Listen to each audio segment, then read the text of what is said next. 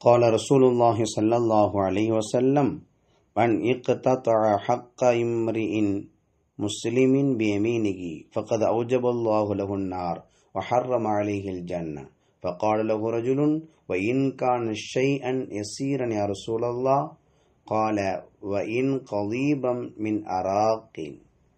ரசூலுல்லாஹி ஸல்லல்லாஹு அலைஹி வஸல்லம் அவர்கள் சொன்னார்கள், ஒரு மனிதன் பொய் சத்தியம் செய்து இன்னொரு முஸ்லிமினுடைய உரிமையை பறித்து கொண்டால் அல்லாஹ் திட்டமாக அவன் மீது நரகத்தை கட்டாயமாக ஆக்கிவிடுகிறான், சொர்க்கத்தை அவன் மீது ஹராமாக ஆக்கிவிடுகிறான் என்று சொன்னார்கள்.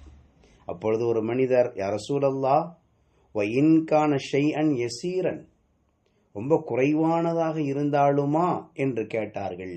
அப்போது ரசூல் ஸல்லல்லாஹு அலைஹி வஸல்லம் அவர்கள் சொன்னார்கள், பல் துலக்கக்கூடிய குச்சியாக இருந்தாலும் என்று சொன்னாங்க. பல் துலக்கிற குச்சியாக கூட ஒரு மனிதன் இன்னொரு மனிதனிடத்திலிருந்து பொய்யாக அநியாயமாக பறித்து கொண்டால் அவன் மீது நரகத்தை அல்லாஹ் கட்டாயமாக ஆக்கிவிடுகிறான், சொர்க்கத்தை அல்லாஹ் தடுத்து விடுகிறான். மிகுந்த கவனத்தோடு நாம் இருக்க வேண்டும். இன்றைய காலத்தில் நிறைய மனிதர்கள் பொய்யாக அடுத்தவருடைய இடங்களை பறிக்கிறார்கள், அடுத்தவருடைய பணங்களை பறிக்கிறார்கள், அடுத்தவருடைய சொத்துக்களை மோசடிகள் செய்து அபகரித்துக் கொள்கிறார்கள்.